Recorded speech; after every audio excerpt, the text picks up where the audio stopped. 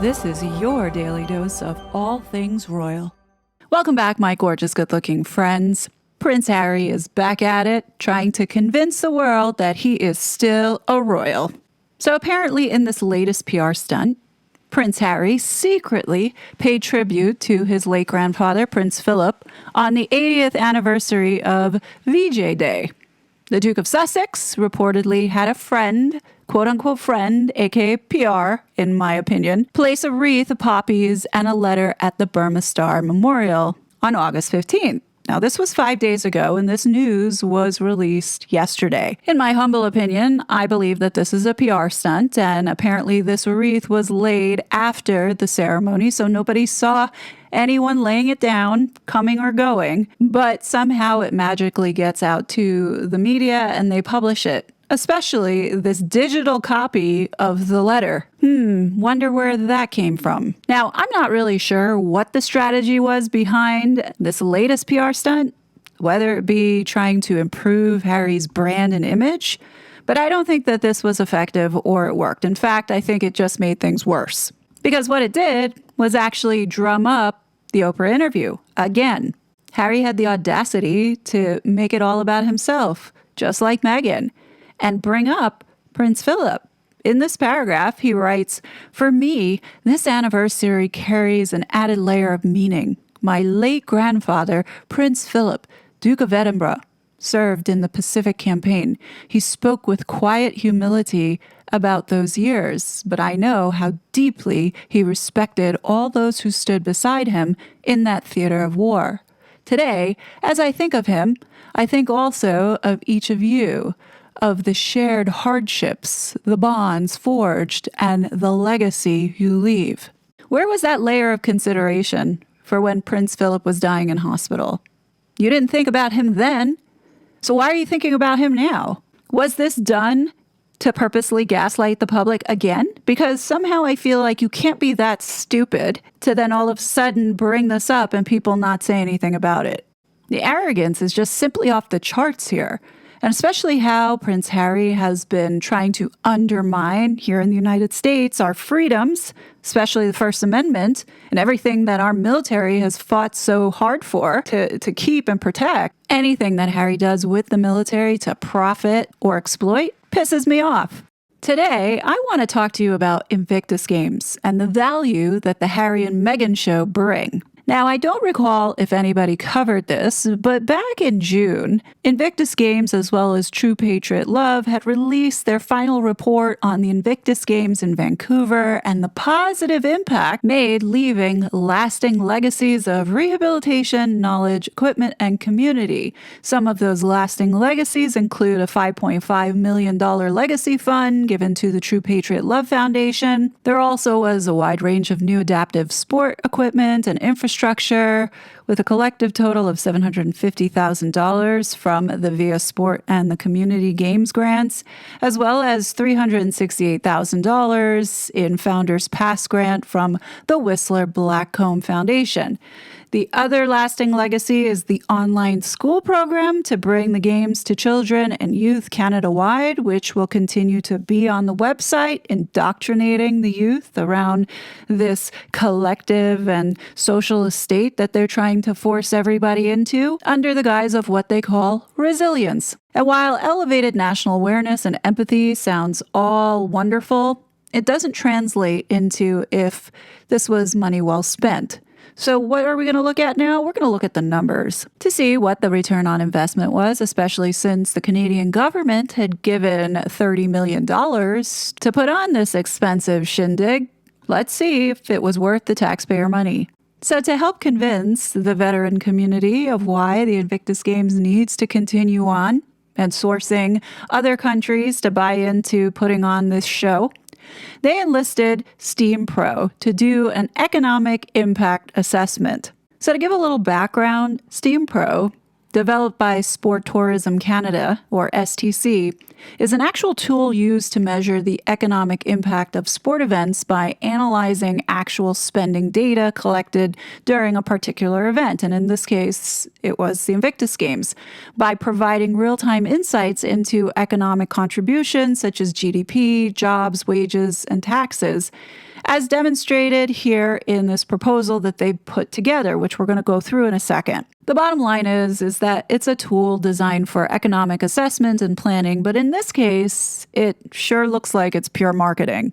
So when you look at the methodology section on how they came up with these stats, it proudly notes that 756 people bothered to scan some QR code or click an email that was sent, and their self-selected responses were then dressed up with quote-unquote margin of error and confidence level language to sound like it's hard science.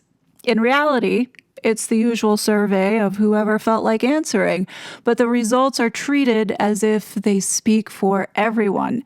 Questions about spending habits and enthusiasm for the Invictus Games makes the whole thing read less like neutral data collection and more like a PR exercise disguised as what they are calling research. Now, the brand of Invictus Games, we see that they love to present themselves as a roaring success story, a feel-good blend of patriotism, resilience, and global goodwill, wrapped in these glossy numbers. This economic impact report, in my opinion, is no exception, plastered with grand totals and oversized claims meant to impress sponsors, governments, and, the one that counts the most, the press. But like most PR-driven studies, the shine doesn't hold up under scrutiny. Behind this polished report is a far less flattering reality.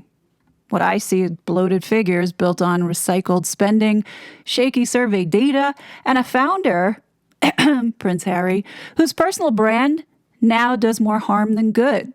So before we look at this $86 million impact at face value, it's worth asking this question. Is Prince Harry actually an asset to Invictus anymore, or has he become the biggest liability the games carry? Okay, so what do these numbers really mean? Well, the report here shouts the big flashy numbers: 86 million in economic activity, 53 million in GDP, 383 jobs, $18 million in taxes. I mean, this sounds huge, right? Except here is the catch. Those totals are mostly just the event's own budget being recycled into the local economy. It's like bragging about how much money you spent on groceries and calling it economic impact. Sure, someone did get paid, but it's not new wealth. It's just churn, if you understand what I'm saying. I mean, I could be wrong in how I'm reading this, but this is how I see it. And the actual new money that visitors brought in was only 3.9 million. I think this is what the real tourism lift is. Everything else was the games paying vendors, salaries, and suppliers, costs that organizers spin into so-called impact. In other words, over 90% of the impact is just Harry's Games burning through their own budget. Now, the way that they got these numbers is also shaky. That so-called survey used to measure spending had only 756 responses, but most of those weren't tourists at all. 73% were the volunteers. Volunteers stick around longer and spend more, but they're not the average visitor. That makes the spending of these numbers look way bigger than what a casual fan would have spent. I mean, think about it this way. Imagine, measuring a Super Bowl crowd by only asking the people who worked concessions. It completely messes the picture up. But it gets better. A lot of the attendance numbers weren't even ticketed. As you can see here in this section, it admits that the attendance were estimates only because events were free. Translation: organizers made their own guesses and the consultants just ran with it. At least that's how I'm interpreting all of this. Now, let me go back to this real quick and point something out. You see those big headline numbers in bold? You can see that they talk about something called industry output, which even the report admits involves double counting. It makes the number sound bigger than GDP, which is the real measure of new value. But $86 million impact sounds a lot sexier in a press release than $53 million GDP, which could be seen as pretty much not making any kind of profit or return on investment. So, of course, that's what they're going to lead with, the $86 million number. I mean, am I missing something? Because this is how I'm reading this. Now, the only way that I can summarize this report up is the Invictus Games' $86 million impact is basically the same as saying, yeah, we spent a ton of money, so look how big the number gets when we recycle it.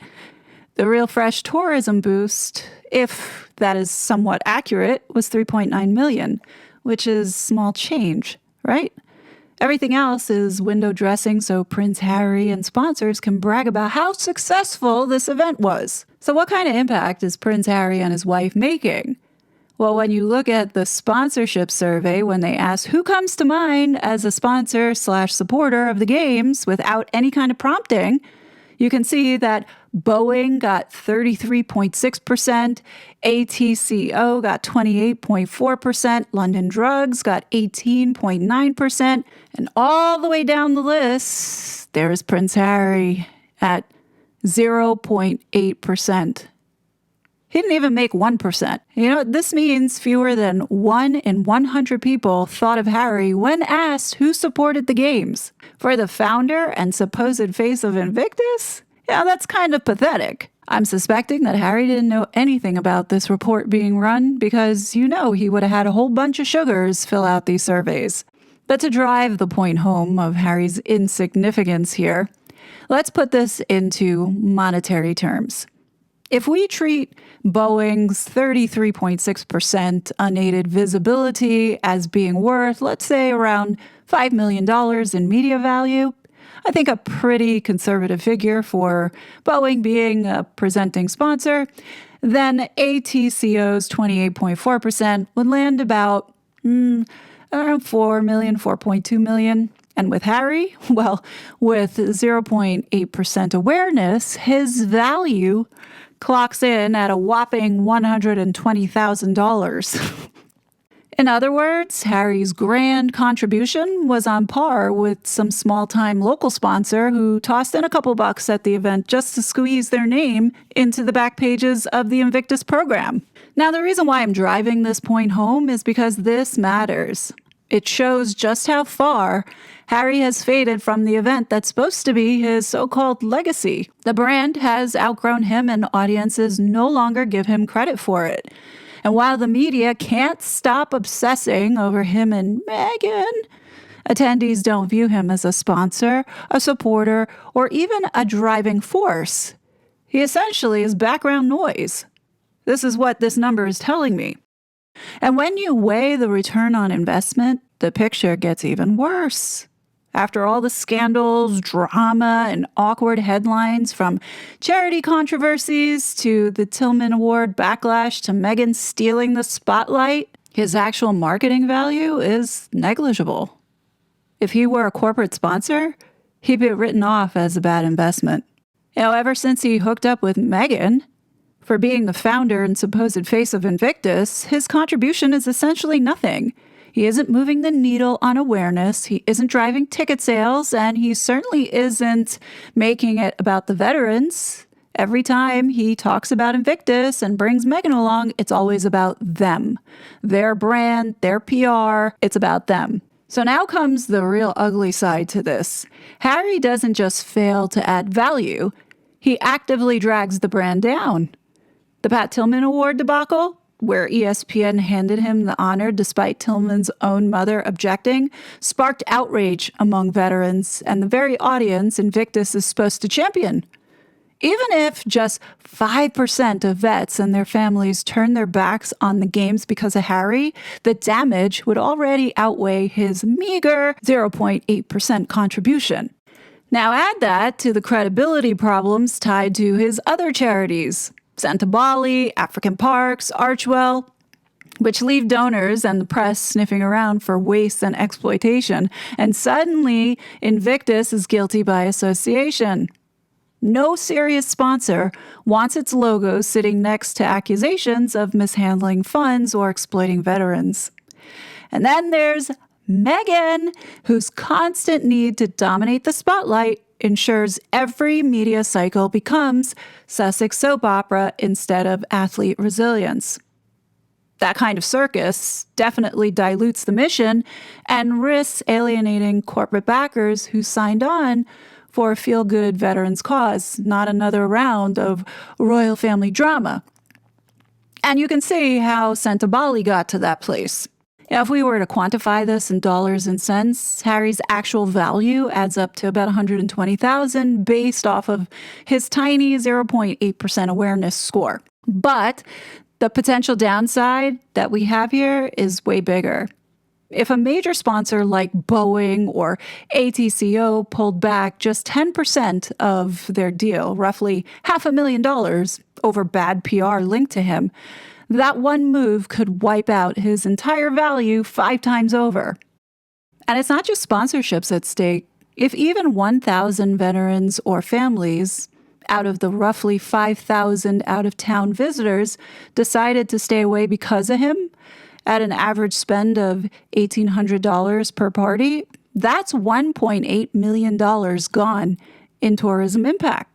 Stack that against his measly $120,000 contribution, and the imbalance becomes glaring. When you look at the net of this, Harry is a liability, not an asset.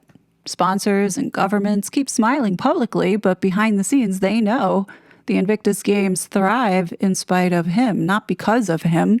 His scandals and drama have likely cost the brand 10 times more than the so-called unaided recognition, which equates to $120,000, which is nothing. Now, I wanted to show you all of this to get a gauge on if you think that these games are having so-called lasting impact on these veterans, or is this being used as another grift in order to make money?